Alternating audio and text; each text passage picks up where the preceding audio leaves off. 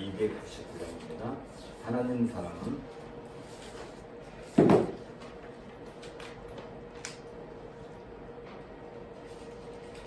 하나님 사랑은 온전한 참사랑 내 맘에 부어주시사 충만케 하소서. 내 주님 참사랑 햇빛과 같으니 그 사랑 내게 주사 뜨겁게 하소서. 그 사랑 앞에는 풍파도 그치며 어두운 밤도 환하니 그 힘이 크도다. 하나님 사랑은 온전한 참사랑 내 맘과 영을 채우사 새 힘을 주소서. 아멘.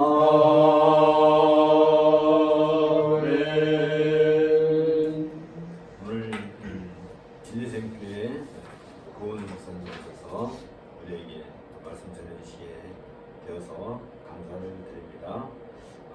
묵상기도하고 시작하겠습니다.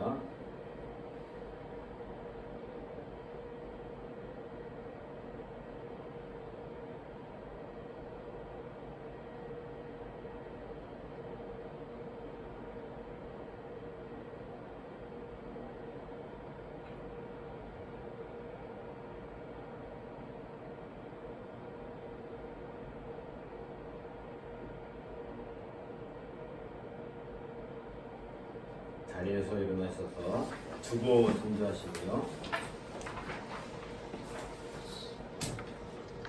우리 마음을 주님께 들어올려 함께 고백합시다. 우리의 도움은 천지를 지으신 여호와의 이름에 있도다. 여호와께서는 모든 것을 선대하시며 그 지으신 모든 것에 긍휼을 베푸시는도다.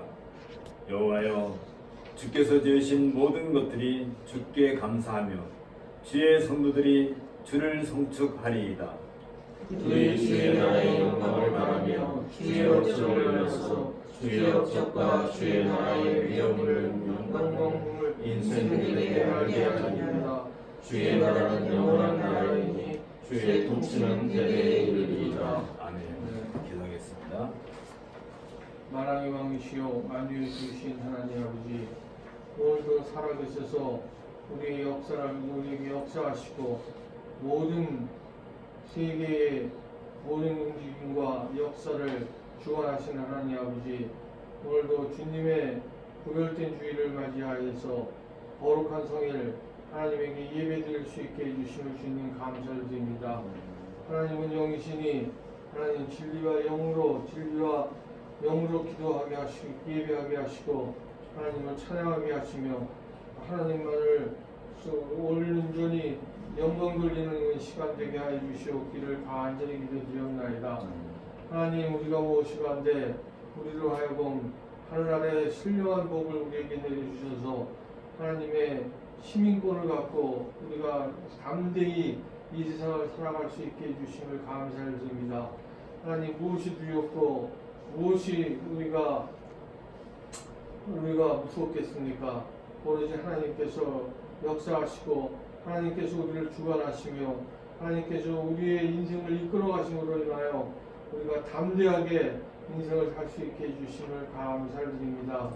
하나님 아버지, 오늘도 예배하시는 자를 찾는 자로 하오니 하나님, 우리가 진정으로 하나님께 예배를 드려서 우리 심령이 새로워지고 우리가 항상 하나님만 바라보며 살아가는 놀라운 은혜 가운데 살아가는 그러한 것을 깨닫는 시간이 되도록 주여 도와주시옵기를 간절히 기도드리옵나이다. 하나님 아버지, 항상 기뻐하라 하셨으니 언제나 하나님의 구원의 기쁨으로 살아갈 때에 우리의 마음에 희락과 기쁨으로 가득하게 하시고 범사에 감사하게 하시며 어떠한 환경 가운데서도 하나님 조건적인 감사가 아니라 환경적인 감사가 아니라 무조건적인 감사를 하나님에게 드림으로 하나님을 기쁘게 드리는 삶을 살아가기를 원합니다. 하나님 무엇보다도 우리가 하나님과 교통하는 일에 게을러서는 안 되는 줄 아오니 언제나 하나님에게 기도하는 삶을 쉬지 말고 기도하는 삶을 살아가는 저희들 될 수 있도록 도와주시옵기를 간절히 기도드리옵나이다. 하나님 아버지, 죽을 수밖에 없던 저희들을 우리를 창세전부터 예정하셔서 우리의 삶을 하나님과 함께 살아갈 수 있게 해주심을 감사를 드립니다. 그러므로 우리가 항상 하나님의 믿음의 주요 온전케 하시는 주만 바라보며 살아가는 승리하는 삶을 살아가는 저희들 모두가 되게 하여 주시옵기를 간절히 기도드리옵나이다. 날씨가 변화해서 선선한 가을이 왔습니다. 우리가 새해에 우리가 결심하였던 하나님과의 그 관계, 하나님과 결심하였던 모든 일을 뒤돌아가게 하시고 앞으로 몇 달 남지 않는 그 삶을 이 해를 더욱더 뜻깊게 하나님 안에서 더욱더 건강하고 강건하게 승리하는 삶을 살아가도록 주여 도와주시옵기를 간절히 기도드립니다. 하나님 무엇보다 감사하기는 우리에게 고은 목사님을 오늘 보내주셔서 하나님의 말씀을 저희가 듣게 해주심을 감사드립니다. 하나님 하늘을 여시고 하나님 고은 목사님의 입술을 통하여서 성령의 역사를 통하여서 우리의 마음이 뜨거워지고 하나님의 진리로 우리의 눈이 깨달음의 눈으로 열리는 놀라운 그 시간이 될 수 있도록 주여 고은 목사님을 성령으로 충만케 해주시고 이 예배를 하나님 성령으로 충만케 해주시옵기를 간절히 기도드리올 때 모든 말씀을 우리 주님 예수 그리스도를 받도록 기도드렸습니다. 아멘. 1장 전송하겠습니다. 만복의 근원 하나님 온 백성 찬송 드리고 저천사역 찬송하세 찬송 성부 성자 성령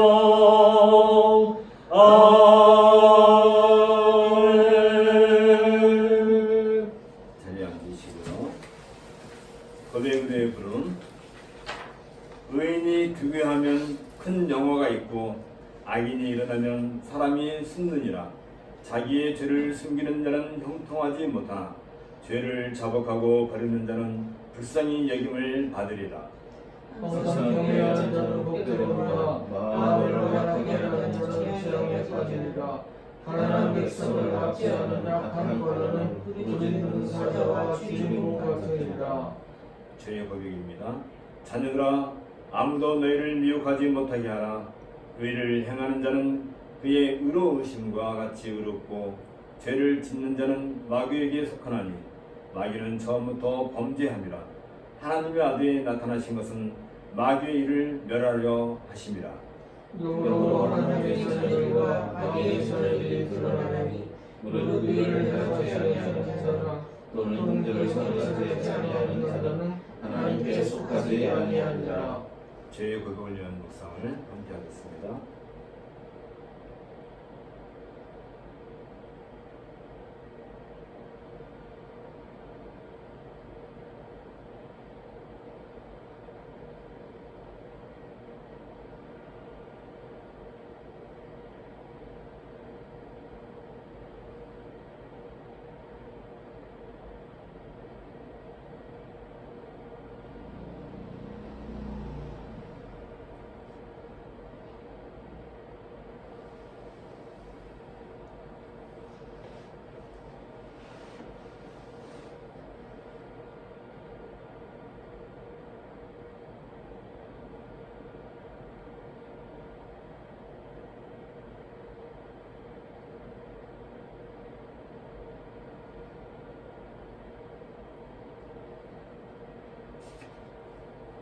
사면과 유대명입니다.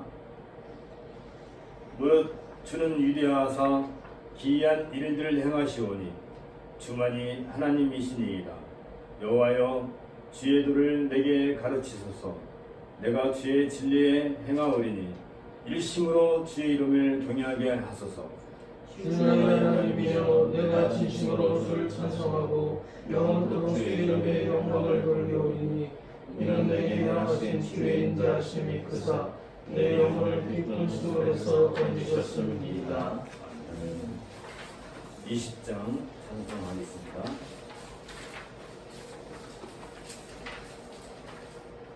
큰 영광 중에 계신 분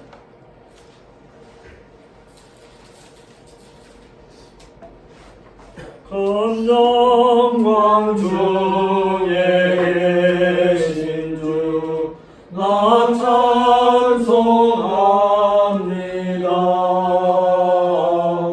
영원히 계신 주 이름 나 찬송합니다. 한없이 크신 능력을 나 찬송합니다.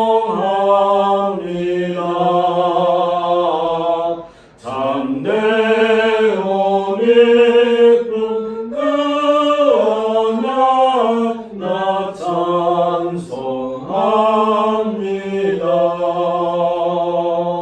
온 천지 창조하시던 그 말씀이 있어 영원히 변치 않는 줄나 믿사옵니다.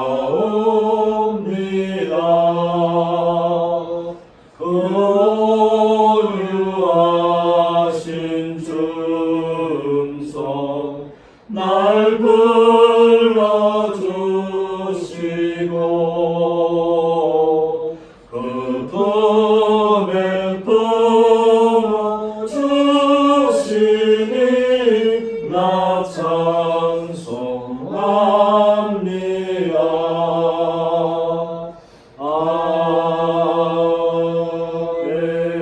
아멘. 성경 낭독은 출애굽기 12장입니다. 출애굽기 12장.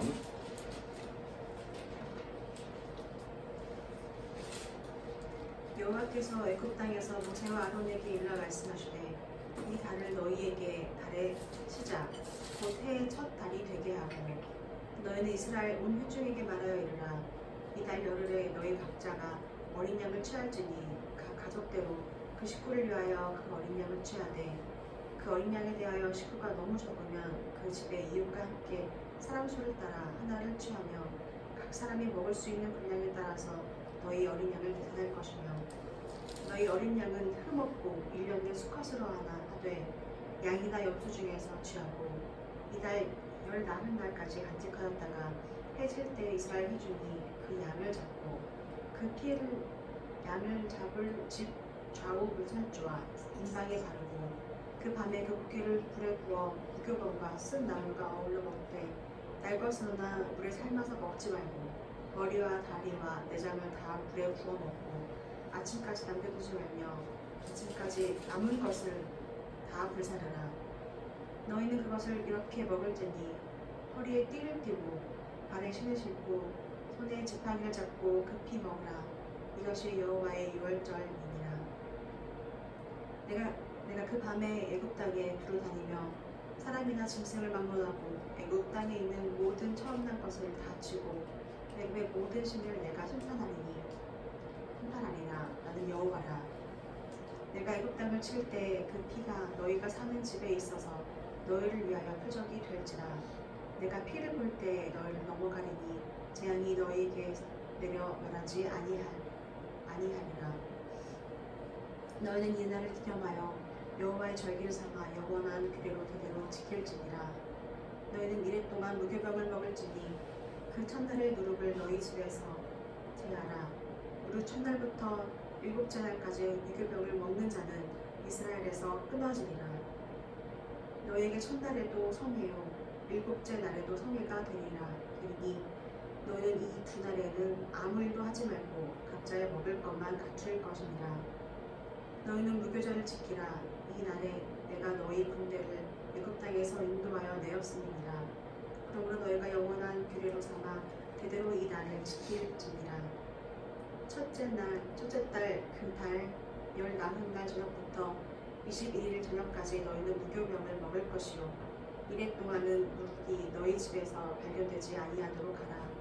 무릇 유교물을 먹는 자는 타국인이든지 본국에서 난 자든지 영원하고 이스라엘 후중에서 끊어지니 너희는 아무 유교물이든 먹지 말고 너희 모든 유하는 곳에서 무교병을 먹을지니라.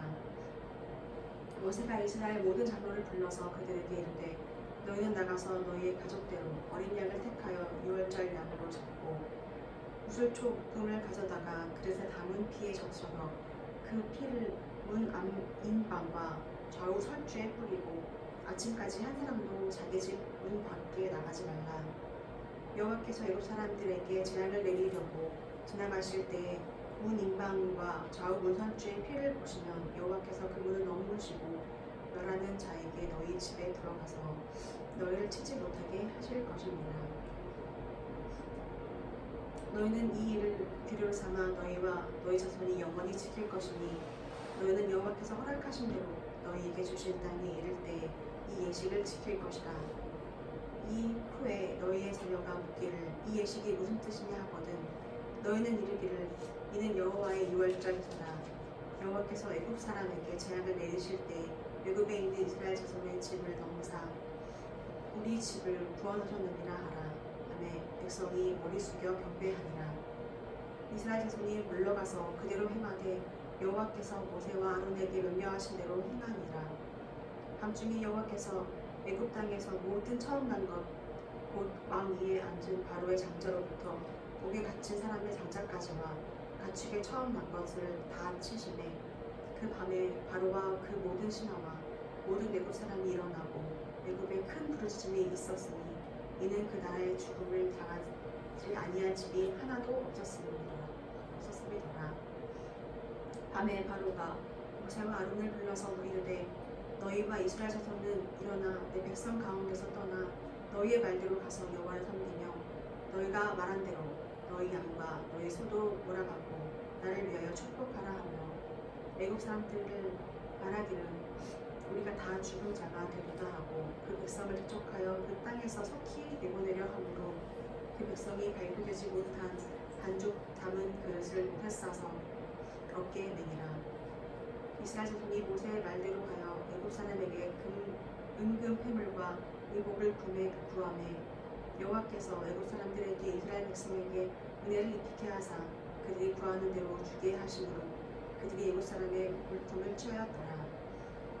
이스라엘 자손이 라암셋을 떠나 숫곳에 이르니 이와 외에 보행하는 장정이 60만 가량이요 수많은 잡족과 양과 소와 신이 많은 가축이 그들과 함께였으며 그들이 애굽으로부터 가지고 나온 발교되지 못한 반죽으로 무교병을 구웠으니 이는 그들이 애굽에서 쫓겨남으로 지체할 수 없었음이며 아무 양식도 준비하지 못하였음이더라. 이스라엘 자손이 애굽에 거주한 지 430년이라. 430년이 끝나는 그날에 여호와의 군대가 다 애굽 땅에서 나왔은즉 이 밤은 그들은 애굽 땅에서 인도하여 내심으로 말미암아 여호와 앞에 지킬 것이니 이는 여호와의 밤이라. 이스라엘 자손이 다 대대로 지킬 것이니라. 여호와께서 모세와 아론에게 이르시되 유월절 규례는 이러하니라. 이방 사람을 먹지 못할 것이나 각 사람이 돈으로 산 종은 할례를 받은 후에 먹을 것이며 거류인과 타고 큰 분은 먹지 못하리라. 한 집에서 먹되 그 고기를 조금도 집 밖으로 내지 말고 뼈도 볶지 말며 이스라엘 회중이 다 이것을 지킬지니라. 너희와 함께 거류하는 타국인이 여호와의 유월절을 지키고자 하거든 그 모든 남자는 할례를 받은 후에야 가까이 하여 지킬 것이니 곧 그는 본토인과 같이 될 것이나 할례 받지 못한 자는 먹지 못할 것입니다. 본토인에게나 너희 중에 거류하는 이방인에게 이 법이 동일하니라 하셨으므로 온 이스라엘 자손이 이와 같이 행하되 여호와께서 모세와 아론에게 명령하신 대로 행하였으며 바로 그 날에 여호와께서 이스라엘 자손을 그 무리대로 애굽 땅에서 인도하여 내셨더라.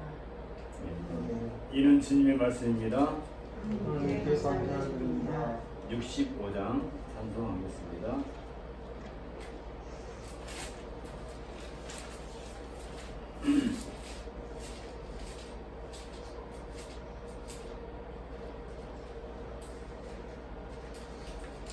내 영혼아 찬양하라 주님 앞에 엎드려 구속하신 넓은 은혜 높이 찬양하여라. 할렐루야 할렐루야 영원하신 하나님. 환난 중에 성도들을 구원하여 주셨네. 노하심은 더디하고 인자하심 넘치니 할렐루야 할렐루야 신실하신 하나님. 우리 약함하시는 주 항상 지켜주시고 인자하신 그 손으로 보호하여 주시니 할렐루야 할렐루야 자비하신 하나님. 천사들아 우리 함께 주께 찬양 드리세. 성도들아 모두 모여 주께 경배하여라. 할렐루야 할렐루야 은혜로우신 하나님.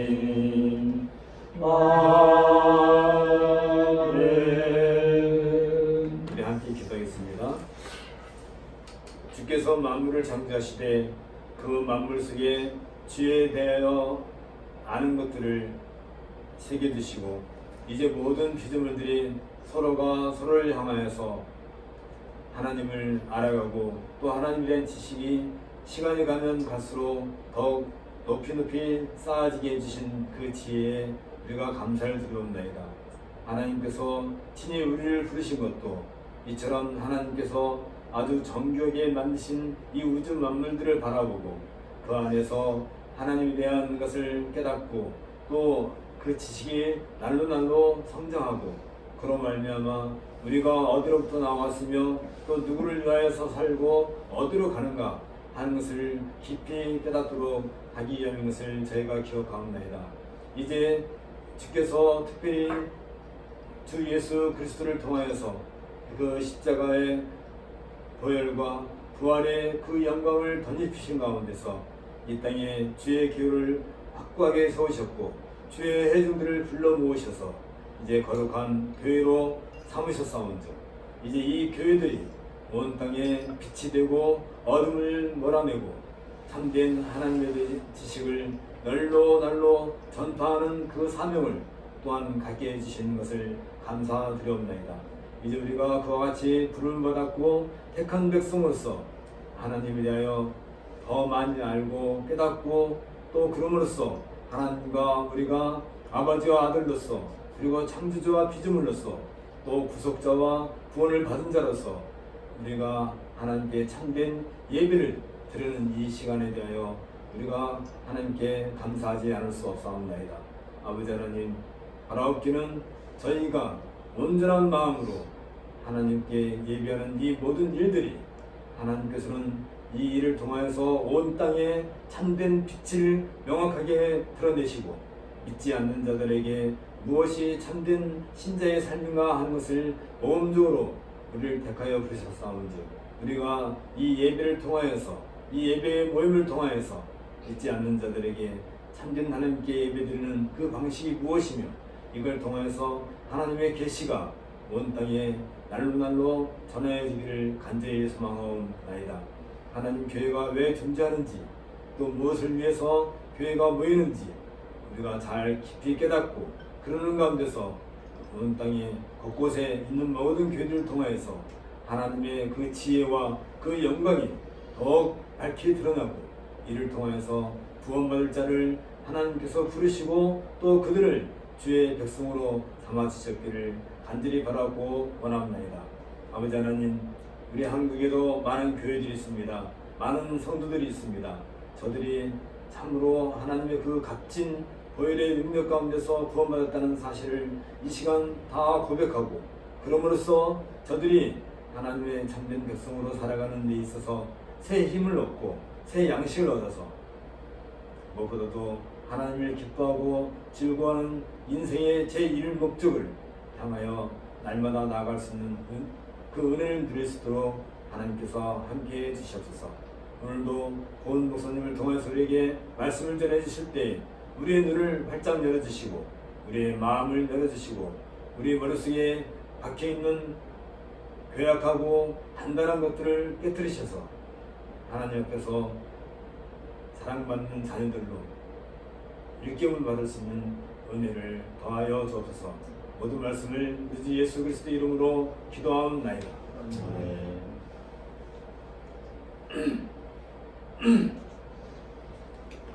오늘은 로마서 1장 8절에서 17절 중에서 복음의 빚진 자의 삶이라는 제목으로 고은 목사님 말씀을 전해주셨습니다. 먼저 로마서 1장 8절에서 17절을 보도록 하겠습니다.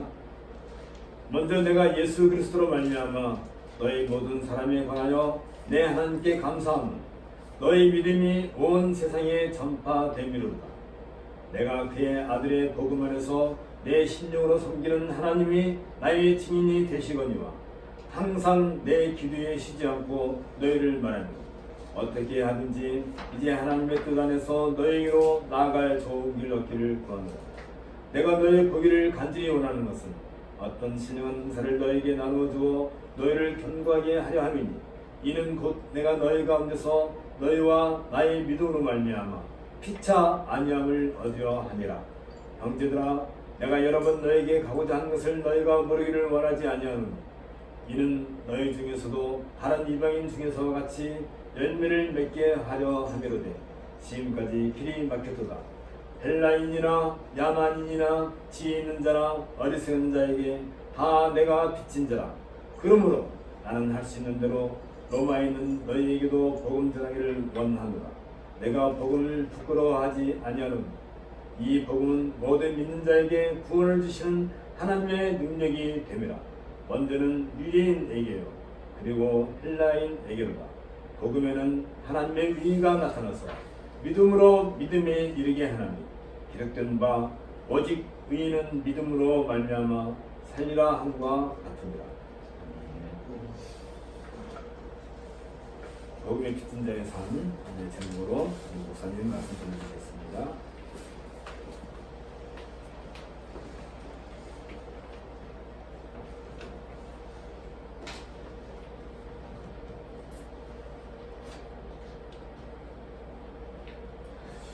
오늘 저희가 함께 읽었던 본문 말씀을 문단으로 구분하여 보면 8절에서 15절까지의 말씀이 한 단락이 될 수가 있습니다. 하지만 본문의 의미를 좀 더 살펴보고자 17절까지 단락을 나누었습니다. 바울은 로마서 1장의 초두에서 인사말을 마치고 본격적으로 자신이 전하려고 하는 메시지를 전달하고 있습니다. 오늘 우리가 읽었던 본문의 전체적인 내용에서 바울은 먼저 8절 말씀을 보면 로마 교인들의 믿음이 온 세상에 전파된 데 대해서 하나님께 감사를 합니다. 그리고 9절에서 10절 말씀에 보면 그들을 방문할 수 있게 되도록 쉬지 않고 기도하겠다라고 얘기합니다.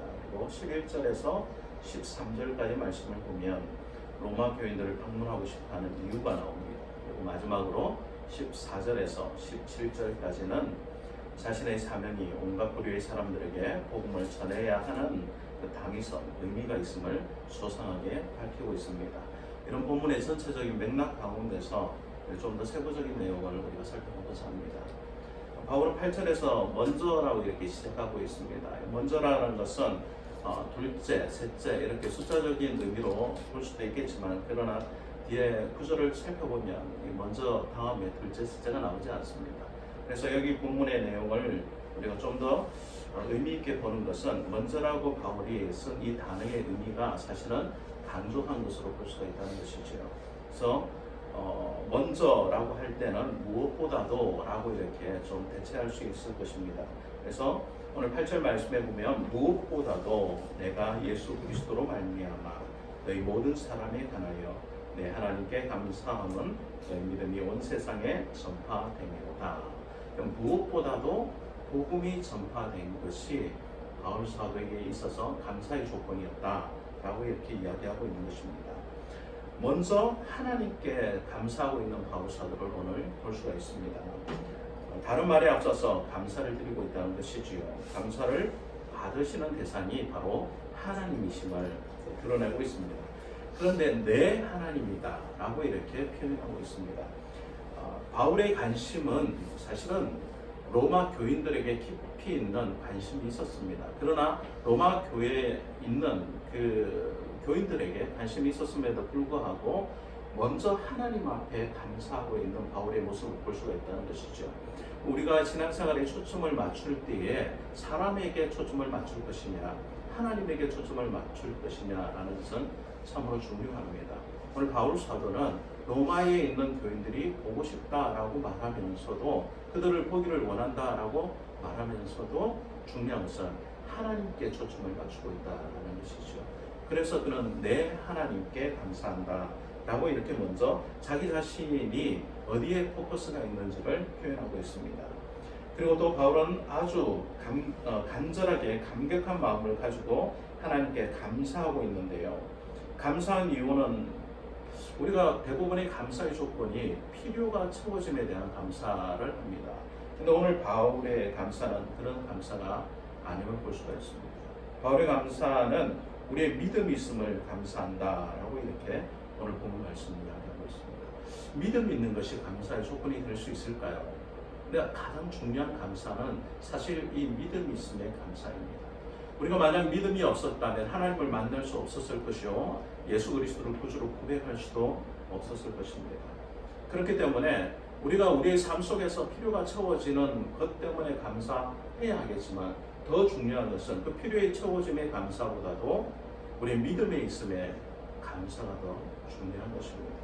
그래서 오늘 8절 하반절 말씀에 보면 바울 사도가 이렇게 감사한 부분들을 이야기하고 있는데요. 너희 믿음이 온 세상에 전파됨이로다 라고 이렇게 믿음에 대한 감사뿐만 아니라 믿음의 확산에 대한 감사도 하고 있다라는 것을 볼 수가 있습니다. 온 세상에 전파된다라는 이 말씀은 복음이 전파된다라는 것인데요. 복음이 전파됨에 대한 감사를 바울 사도는 지금 하고 있는 것입니다. 바울 사도의 전생에는 복음 전파의 삶이었습니다. 그의 숨쉬는 모든 한순간 한순간부터 그의 발자취 하나 한 자국 한 자국마다 다 복음이 전파되는 데 목적이 있었다는 것이죠. 그렇기 때문에 우리의 삶의 목적도 사실은 여기에 부합되는 삶이 되어야 될 줄로 믿습니다. 여러분들이 이 세상 사는 목적이 무엇입니까? 단순히 우리의 소유를 넉넉하게 하여서 필요를 채우기 위한 만족으로 살아가고 있습니까? 그리스도인의 삶은 거기서 한 발자국 더 나갈 수 있어야 된다는 것이죠. 단순히 우리의 소유의 필요를 채우기 위한 것이 아니라 우리의 발자국, 우리의 손길이 닿는 곳에 복음이 전파될 수 있어야 된다는 것입니다. 그래서 바울은 믿음이 있음에 대한 감사와 이 믿음의 확산에 대한 감사를 지금 하나님께 드리고 있는 것입니다. 우리의 감사에도 이런 감사가 있어야 될 줄로 믿습니다.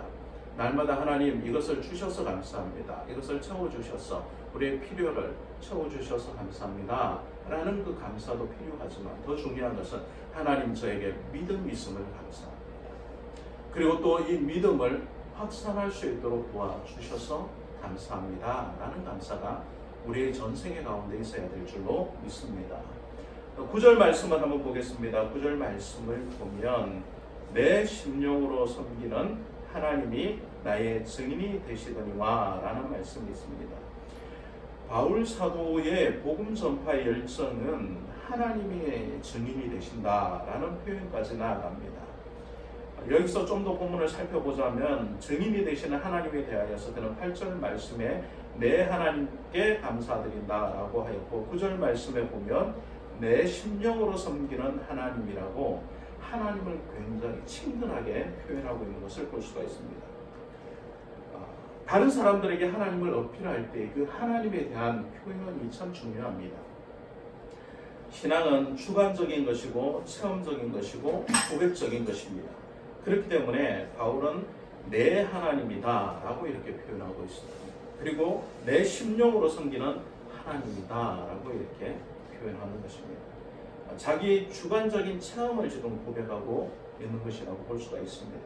만약 예수 믿지 않는 누군가가 여러분에게 와서 당신이 섬기는 하나님은 어떠한 하나님이십니까? 라고 질문을 한다면 여러분들은 무엇이라고 대답하시겠습니까? 하나님에 대한 객관적인 설명은 별로 그 사람에게 의미가 없을 것입니다. 하나님에 대한 막연하고 추상적인 대답도 그가 원하는 대답은 아닐 것입니다. 더더욱이나 논리적인 논쟁이나 이성적인 비판을 가지고 그를 설득할 수는 없을 것입니다. 내가 알고 있는 하나님, 내가 체험한 하나님, 내가 믿고 있는 하나님을 그에게 말할 수 있어야 된다는 것입니다. 그렇기 때문에 신앙은 굉장히 주관적입니다. 그리고 체험적입니다. 그리고 고백적입니다. 이 신앙이 우리 가운데 있어야 됩니다. 그러할 때에 우리가 내가 믿는 하나님이다 라고 이렇게 바울 사도처럼 내 하나님 그리고 내 심령으로 섬기는 하나님이다 라고 말할 수 있는 것입니다.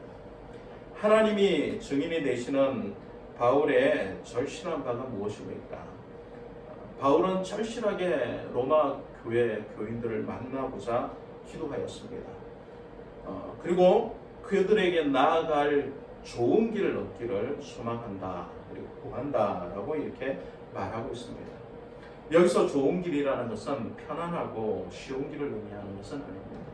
바울 사도가 지금 로마에 있는 교인들을 만나러 간다는 것은 지금 이 시대에 다른 나라에 가는 것과는 다른 개념이라는 것이죠. 로마로 간다는 것은 그가 목숨을 내어놓아야 가능한 일이었습니다. 그런데 자기의 목숨을 내어놓고 그 로마에 있는 교인들을 만나고자 했던 소망은 그의 복음의 열정이 있었기 때문이었습니다. 우리가 누군가를 만나고자 할 때 그 마음속에 심령에 불타는 복음에 대한 열정이 있어야 될 줄로 믿습니다. 그 복음의 열정이 있을 때 우리는 우리의 삶 전체를 하나님께 드릴 수 있는 것입니다. 그래서 쉬운 길을 선택하는 것이 아니라 어려운 길, 생명을 걸 수 있는 길을 선택할 수 있는 것이죠. 세상 사람들의 시각으로 보면 좋은 길은 넓은 길이고 편안한 길일 수 있습니다. 그러나 신앙의 눈으로 보면 좋은 길은 좁은 길입니다. 그리고 그 길은 주님이 가신 길입니다. 우리의 인생에 있어서 좋은 길을 찾고자 원한다면 편안한 길이 아니라 좁은 길로 가야 될 줄 믿습니다. 복음 전파를 위하여서 우리 전생애를 걸 수 있는 결단이 우리 삶 가운데 있어야 한다는 것이죠. 우리 주님은 산상수훈에서 이렇게 말씀하셨습니다. 좁은 문으로 들어가라. 멸망으로 인도하는 문은 크고 그 길이 넓어 그리로 들어가는 사람 많고 생명으로 인도하는 문은 좁고 길이 협착하여 찾는 이가 적음이니라. 찬송가 191장 부림을 보면 좁은 길을 걸으며 밤낮 기뻐하는 것이라고 찬양합니다. 왜 좁은 길을 걸으면서 기뻐할 수 있을까요? 그것도 밤낮으로 기뻐할 수 있을까요? 이것이 바로 복음의 비밀입니다. 우리가 좁은 길을 걸으면서도 기뻐할 수 있는 비밀은 사실 아는 사람만 아는 비밀입니다. 그렇기 때문에 아는 사람들끼리는 이것이 비밀이 아니라고 말할 수도 있을 것입니다. 예수 그리스도 안에 들어온 사람은 이 비밀을 아는 사람입니다. 좁은 길을 걸어갈 때에 기쁨이 있는 그 비밀을 아는 사람이 바로 그리스도인이라는 것이죠. 그렇기 때문에 우리는 이 비밀을 간직한 자입니다. 그리고 이 비밀을 간직한 자로서 기쁨의 삶을 살 수 있습니다. 그 길이 넓고 평탄하지 않더라도 말이죠. 우리의 삶이 협착하고 힘들고 삶에 찌든다 할지라도 기뻐할 수 있는 이유는 이 복음이 우리 가운데 있기 때문입니다. 오늘 바울 사도는 11절 말씀으로 넘어와서 내가 너희를 보기를 심히 원한다 라고 이렇게 구체적으로 자기 자신의 로마에 방문하려고 하는 목적을 밝히고 있습니다. 왜 로마로 가려고 합니까? 11절 말씀에 보면 하반절에 신령한 은사를 나누어 주고자 합니다. 신령한 은사를 나누어 줘서 경고케 하고자 합니다 라고 말합니다. 여기서 신령한 은사를 나누어 줘 경고케 한다라고 할 때 그 주체가 사실은 우리가 바울 사도로 볼 수 있는데 아닙니다. 바울 사도가 나누어 준다는 말이 아닙니다. 언뜻 들어보면 바울이 가지고 있는 뭔가를 나누어 주는 것처럼 이해하기 쉬운데 은사는 사람이 나누어 주는 것이 아닙니다. 바로 하나님이 주시는 것이죠. 여기서 나누어 준다 할 때 이 의미는 자기 자신도 그 자리에 그리고 그 일에 참여한다라는 의미입니다. 교제를 함께 나눈다라고 이렇게 표현하는 것이 더 맞을 수 있겠습니다. 바울이 로마를 방문하고자 원하는 것은 무엇입니까? 로마에 있는 성도들에게 신령한 은사로 경고케 되기를 원하는 자리에 함께 있고자 한다라는 것입니다. 근데 그 경고케 하는 은사의 가장 기반이 되는 것은 말씀입니다. 하나님 말씀을 들을 때 그 말씀의 은사로 말미암아 경고케 되어지는 것입니다. 여러분이 오늘 주일 이 거룩한 날에 이 자리에 오셔서 하나님 말씀을 듣는 것은 여러분의 마음이 경고케 되기 위함입니다. 삶 속에서 우리가 세상의 풍파와 유혹에 시달리지 않습니까? 그렇기 때문에 말씀을 우리 심령 가운데 경고케 하지 않으면 금방 휩쓸려 내려갑니다. 그리고 미혹당하고 만다는 것이죠. 그래서 바울 사도는 오늘 경고케 하는 은사를 사모하기를 우리에게 요청하고 있는 것입니다. 우리의 신앙이 흔들리지 않게 하기 위하여서 반석에 세우기 위하여서 이것이 필요하다라고 바울 사도는 요청하고 있는 것입니다. 그것을 위하여서 지금 바울 사도는 내가 로마에 가겠다라고 표현하고 있는 것이죠. 단순히 세상의 집들도 그 집을 튼튼하게 세우기 위하여서는 기초를 깊이 파고 그리고 든든한 자리에 세운 것을 볼 수가 있습니다. 하물며 신앙의 자리는 어떠하겠습니까? 신앙의 자리에 깊이 있게 기초를 세우고 조금씩 든든하게 세워가는 것이 필요하다는 것이죠. 말씀을 듣고 깨닫는 것은 어느 날 한순간에 되어질 수도 있지만 그러나 그 말씀을 성취하고 성화되어 가는 과정은 한순간에 되어지는 과정이 아니라는 것입니다. 그렇기 때문에 날마다 이 믿음을 경고케 하는 시간과 의지가 우리 가운데 있어야 한다는 것이죠.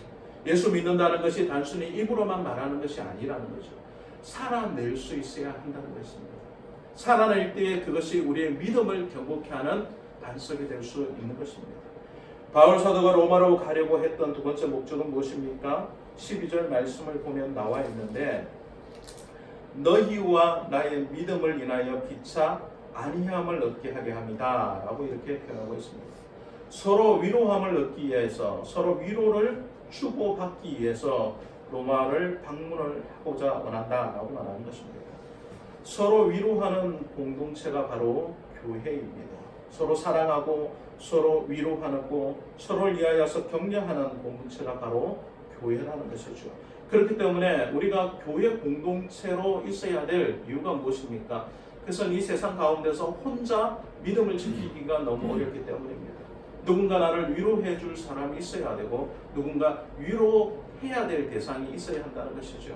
그러므로 통하여서 믿음이 성숙되고 성장될 수 있다는 것입니다. 고린도후서 1장 3절과 4절 말씀에 보면 이렇게 말씀하고 있습니다. 찬송하리로다. 그는 우리 주 예수 그리스도의 하나님이시요 자비의 아버지시요 모든 위로의 하나님이시며 우리의 모든 환난 중에서 우리를 위로하사 우리로 하여금 하나님께 받는 위로로서 모든 환난 중에 있는 자들을 능히 위로하게 하시는 이시로다. 하나님께서 바로 위로하시는 하나님이시다라는 것입니다. 하나님께서 위로하시는 하나님이라면 그 하나님의 자녀된 우리는 어떠해야 하겠습니까? 위로하는 자가 되어야 될 줄로 믿습니다.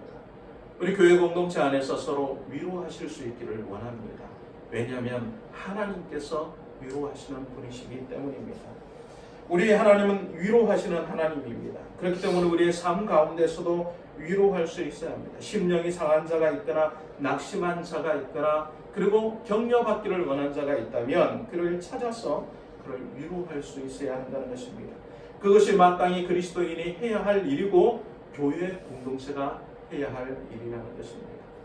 바울 사도가 로마를 방문하려고 했던 목적의 세 번째는 13절 말씀에 나와 있는데 열매 맺게 하려 함입니다. 열매 맺는 신앙을 세우기 위하여서 바울은 로마로 가고자 지금 작정하고 있는 것입니다. 나무는 열매를 맺어야 합니다. 우리 주님도 열매 없는 무화과 나무를 저주하셨습니다. 세례자 요한은 이미 도끼가 나무에 놓여 있다고 경고하고 있습니다. 열매 맺지 않는 나무마다 다 찍어서 불에 던지울 것이다 라고 말씀하고 있습니다.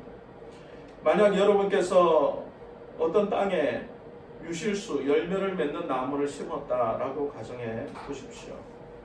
거름을 주고 농약도 치고 그리고 정성을 다해서 가꾸었는데 한 해가 지나고 두 해가 지나도 만약 그 나무에서 열매가 열리지 않는다면 여러분은 어떻게 하시겠습니까? 열려도 먹지 못할 것들이 만약에 그 나무에서 열린다면 여러분 어떻게 하시겠습니까? 제가 한날 나무를 파는 묘목원에 갔습니다. 그리고 감나무 한 그루를 사왔습니다. 아주 맛있는 감이 열리는 것이라고 주인에게 이야기를 들었습니다. 그 감나무를 사와서 정성스럽게 저희 집 조그마한 하단에 심었습니다. 그리고 정성스럽게 거름을 주고 물을 줬습니다. 그런데 시간이 지나도 그 감나무가 싹이 나지 않는데 새로운 싹이 돋아나야 되는데 나무 한 그루 덜렁 계속 있는 거죠. 그래서 내가 너무 깊이 뿌리를 내릴 수 있도록 땅을 깊이 팠나 보다라고 이렇게 생각을 했습니다. 한 달이 지나도 아무런 변화가 없어요. 두 달이 지나도 아무런 변화가 없었어요. 오랫동안 두 달이라는 시간 동안 마음을 주고 정성을 두고 물을 주고 그리고 예의주시하여 보았지만 그 나무에서는 아무런 변화가 일어나지 않았습니다. 세 달이 되는 그 날에 제가 그 나무를 뽑았습니다. 왜냐하면 그 나무가 있는 자리가 좋은 자리이고 오히려 다른 나무들에게 불편을 줄 수 있는 곳이었기 때문이었습니다. 열매 맺지 않는다면, 자라지 않는다면 그 나무가 필요 없다는 것이죠. 그렇기 때문에 바울 사도가 로마로 가려고 했던 것은 로마에 있는 교인들이 이 열매 맺는 삶을 살고자 독려하기 위함이었다라는 것입니다. 세상의 이치와는 다르게 바울의 열매 맺게 하려 한다라는 이 의미는 좀 다르게 해석해 볼 수가 있습니다. 열매 맺는다는 것은 우리의 열심과 노력으로 되어지는 것이다 라고 일반적으로 생각합니다. 그러나 여기서 말하는 바울 사도의 열매 맺게 하려 한다는 것은 단순히 우리의 열심과 노력으로 되어진다는 것을 말하는 것이 아닙니다. 요한복음 15장 말씀에 보면 하나님과 우리의 관계를 포도나무와 그 가지로 표현하고 있습니다. 그래서 나는 포도나무요 너희는 가지니 저가 내 안에 내가 저 안에 있으면 이 사람은 과실을 많이 맺나니 나를 떠나서는 너희가 아무것도 할 수 없음이니라 라고 이렇게 말씀을 합니다. 포도나무와 가지를 이야기할 때에 중요한 것은 열매 맺는 방법입니다. 열매를 맺는 방법은 수단과 방법에 있는 것이 아니라 위치에 있습니다. 수단과 방법에 의해서 열매를 맺는 것이 아닙니다. 열심히 노력해서 열매를 맺는다라는 것은 자연의 이치입니다. 그러나 여기서 신앙의 열매를 맺는다는 것은 어느 위치에 있느냐라는 것입니다. 어떤 수단과 어떤 방법으로 어떤 열심으로 우리가 열매를 맺느냐라는 것이 아니라 우리가 어디에 자리하고 있느냐에 따라서 열매가 달라질 수 있다는 것입니다. 우리는 예수 그리스도에게 접붙임 받고 그 가지가 줄기에 붙어 있을 때 열매 맺을 수 있다는 것입니다. 그것은 위치를 의미하는 것입니다. 가지가 노력하여서 줄기에 붙어 있고자 하는 것이 아니라는 것이죠. 단순히 가지는 줄기에 붙어 있기만 하면 됩니다. 어느 위치에 있느냐에 따라서 열매를 맺고 안 맺고가 결정된다는 것입니다. 예수 그리스도를 통하여서 우리가 하나님의 자녀 되었다라고 할 때 중요한 것은 우리가 어느 위치에 있느냐라는 것입니다. 우리의 노력과 우리의 힘과 우리의 열심으로 열매 맺겠다라고 하는 것은 인간적인 방법이라는 것이죠.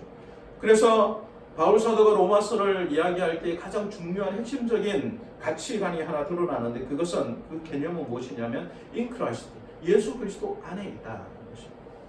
그리스도 안에 있다라는 이 개념은 중요한 것은 열매 맺느냐 열매 맺지 않느냐의 차이라는 것이죠. 우리는 흔히 신앙생활을 하면서 내가 열심히 믿어야지, 열심히 믿어야 하나님 기뻐하실 거야, 열심히 예배 드려야지 하나님이 우리를 좋아하실 거야 라고 생각합니다. 더 중요한 것은 물론 열심히 할 필요도 있습니다. 더 한 단계 나아갈 필요가 있다는 거죠. 그리스도 안에 있어야 합니다. 우리의 위치가 그리스도 밖에 있으면서 열심을 내는 것은 아무런 의미가 없다는 거죠. 예수 그리스도 안에 있을 때에 그 가치가 분명하게 열매로 나타날 수 있다는 것입니다. 그것은 마치 우리의 노력으로 구원을 얻을 수 없는 위치와 동일합니다. 우리가 아무리 노력한다고 해서 구원을 우리 힘으로 얻을 수 있습니까? 아무리 애쓴다고 해서 구원을 얻을 수 있습니까? 그렇지 않다는 것입니다. 우리가 그리스도 안에 있을 때 그 그리스도 안에서 믿음으로 말미암아 구원을 얻는 것이 아닙니다. 마찬가지로 우리의 삶도 동일합니다. 우리의 노력과 우리의 힘과 우리의 열심으로 우리의 삶의 열매가 맺어지는 것이 아니라는 것입니다. 우리가 그리스도 안에 있는 것이 훨씬 더 우선 과제입니다. 여러분 그리스도 안에 계십니까? 여러분이 그리스도 밖에 있으면서 여러분의 열심은 아무런 결과를 드러낼 수 없습니다. 그러나 예수 그리스도 안에 있을 때 여러분의 삶의 풍성한 열매가 맺힐 줄로 믿습니다. 마지막으로 바울은 자기 자신이 뭔가를 할 수 있는 자가 아니라 자기 자신도 복음에 빚진 자다라고 이렇게 말씀하고 있습니다. 그래서 14절 말씀에 보면 헬라인이나 야만인이나 죄 있는 자나 어리석은 자에게 다 내가 빚진 자라고 이렇게 말하고 있습니다. 이것이 바울을 통하여 오늘 로마서에 제시되어 있는 하나님의 복음입니다. 지금 우리에게 주시는 하나님의 말씀입니다. 이 복음을 전하고 싶은 열정으로 바울은 자신이 복음의 빚진 자다라고 이렇게 고백하고 있다는 것입니다. 왜 바울에게 빚진 자 의식이 있습니까? 15절 말씀에 보면 그러므로 나는 할 수 있는 대로 로마에 있는 너희에게도 복음 전하기를 원하노라라고 이렇게 고백하고 있는데요. 복음을 전하기 위하여서 그런 빚진 자의 마음을 갖고 있다라는 것입니다. 빚을 진다는 것은 상한의 의무를 갖는다라는 것입니다. 누군가에게 빚졌다는 것은 그 신세를 언제든 갚아야 하는 의무가 주어집니다. 그런데 성경에서 말하는 이 빚은 단순히 우리가 상환해야 될 어떤 물질이 아닙니다. 갚아야 할 것은 우리의 열심 있는 신앙생활이 아니라 성숙한 경건이 아니라 바로 복음입니다. 우리는 복음의 빚진 자들입니다. 마태복음 18장에는 빚진 자에 대해서 비유의 말씀을 하고 있는데 우리는 모두 1만 달란트의 빚을 탕감하는 자이기 때문에 그 빚진 자의 마음이 있어야 한다는 것입니다. 우리 죽었던 영혼을 주님께서 살리셨고 당연히 나에게 임할 죄의 형벌을 주님께서 처절한 고통 가운데서 받으신 것입니다. 사실 우리는 모두 하나님께 빚진 자입니다. 우리가 아무것도 한 것이 없지만 하나님은 값없이 우리에게 큰 은혜를 베풀어 주셨습니다. 우리는 값없이 받았지만 그러나 하나님께서는 가장 큰 대가를 치르신 것이 바로 십자가 사건입니다. 우리가 은혜를 받았다라고 할 때 이 은혜는 우리에게 있어서 값없는 은혜입니다. 그러나 이 하나님께서 말씀하시는 이 은혜는 하나님에게 있어서 가장 큰 대가, 자기의 독생자를 치르신 생명으로 대체한 대가라는 것입니다. 그렇기 때문에 우리는 이 빚진 자의 마음이 우리 삶 가운데서도 있어야 합니다.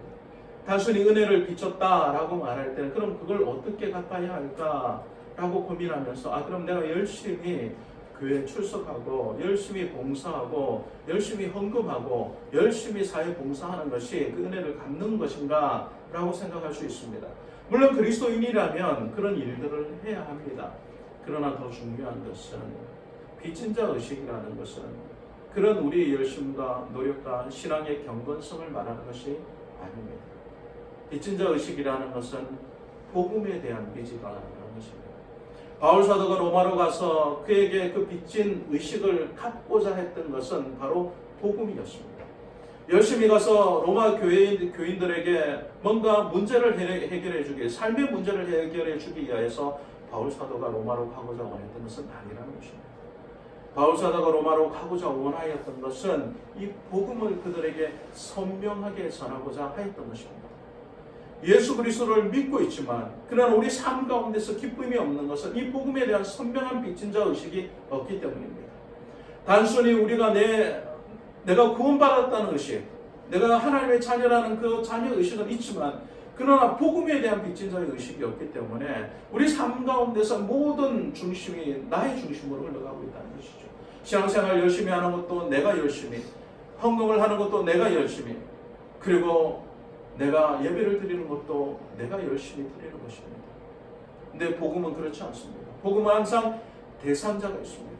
내가 복음을 받아들였다는 것을 끝나는 것이 아니라 누군가에게 복음을 전해야 한다라는 대상이 생긴다는 것이죠. 복음의 빚진 자 의식을 갖는다는 것은 내가 뭔가를 열심히 한다는 것이 아니라 그 복음을 전하는 의식이 나에게 있느냐라는 것입니다. 바울 사도는 그가 예수를 믿고 예수 그리스도를 구주로 영접한 이후에 전 생애가 이 복음을 전하는 자의 빚진 자의 마음을 가지고 사는 삶이었습니다. 여러분의 삶이 어떠합니까? 여러분의 삶 속에서의 그 빚진 자의 의식은 어디에 지금 초점이 맞춰져 있습니까? 여러분의 그 경건한 신앙생활입니까? 아니면 여러분 주위에 죽어가는 영혼들에 지금 여러분의 눈이 가 있습니다. 바울은 자기 자신은 그렇기 때문에 이 복음을 위하여서 부끄러워하지 않는 삶을 살겠다. 또는 내가 복음을 부끄러워하지 아니한다라고 이렇게 고백하고 있다는 것입니다. 왜냐하면 예수 믿고 나서 복음을 부끄러워하는 사람이 있다라는 것을 말하고 있습니다. 내가 복음을 부끄러워하지 않을 이유가 있다. 그것은 내가 나에게 구원을 주시는 하나님의 능력으로 말미암아 내가 구원을 받기 때문이다.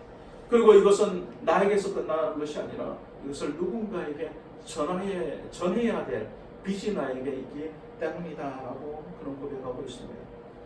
그렇기 때문에 바울 자신은 복음을 부끄러워하지 않는다라고 말하고 있습니다.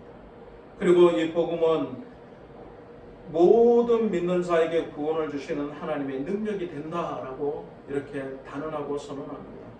여기서 하나님의 능력이 된다라는 것은 하나님의 의를 말하는데, 이 하나님의 의라는 것은 하나님의 공의적인 속성을 말하기도 하고, 그리고 믿음을 획득하게 하는 그 신문적인 의를 말하기도 하고, 또 하나님의 활동을 말하기도 합니다.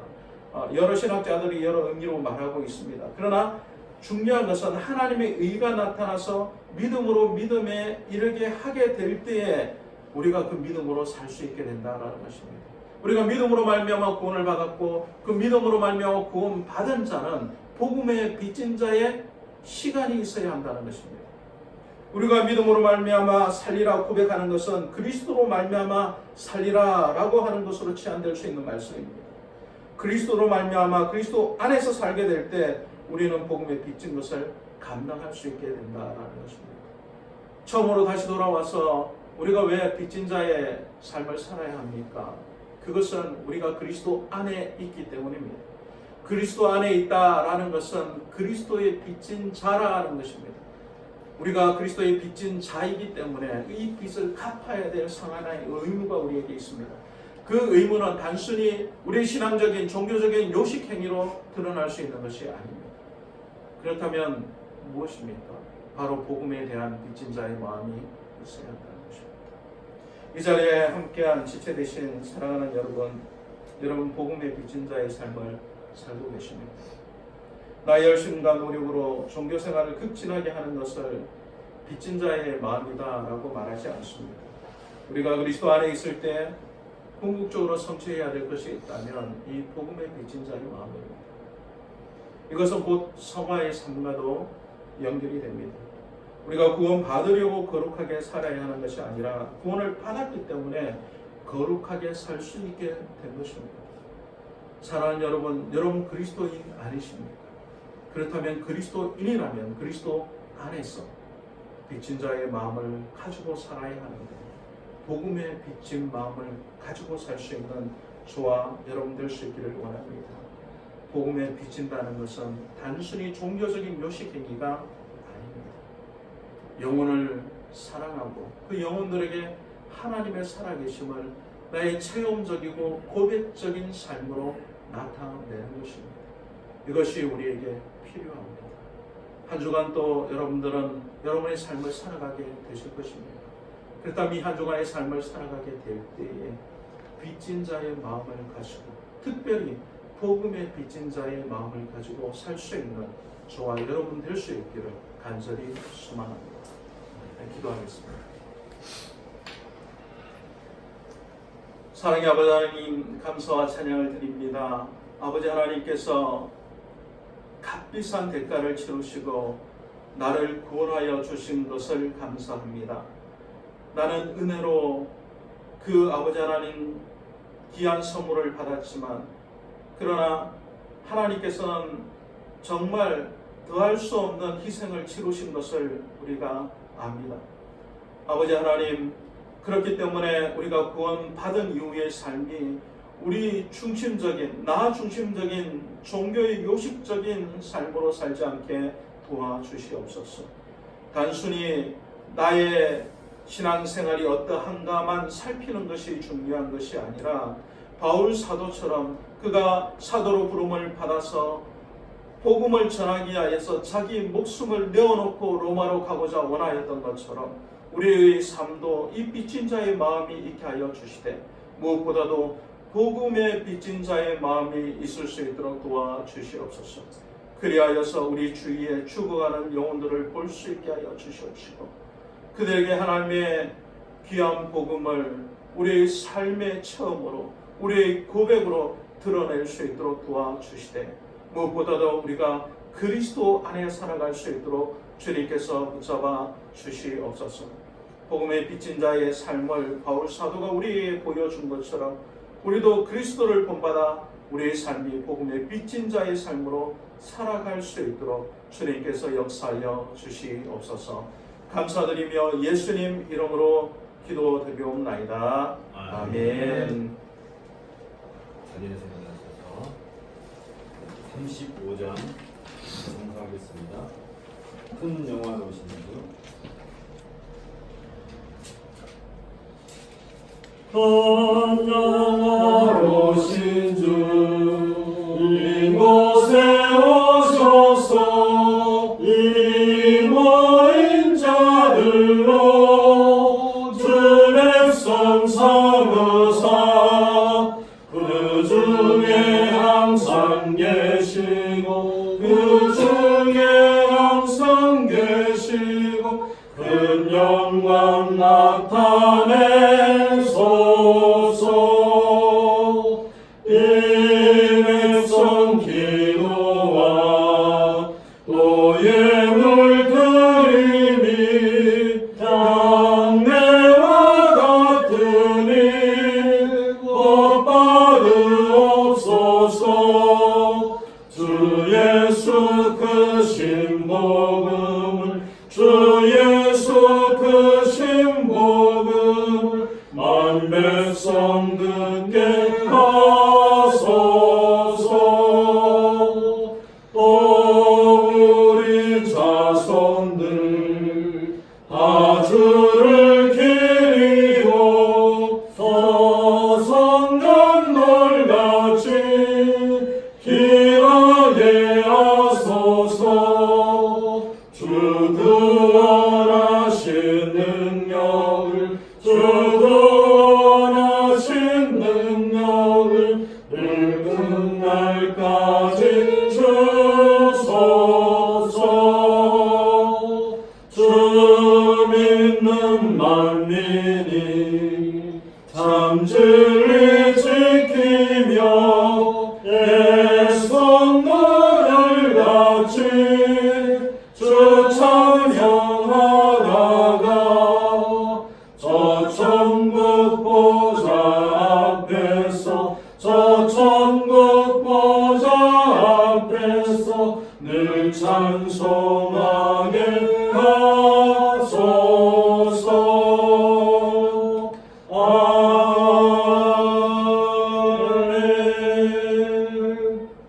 기도해 주시겠습니다.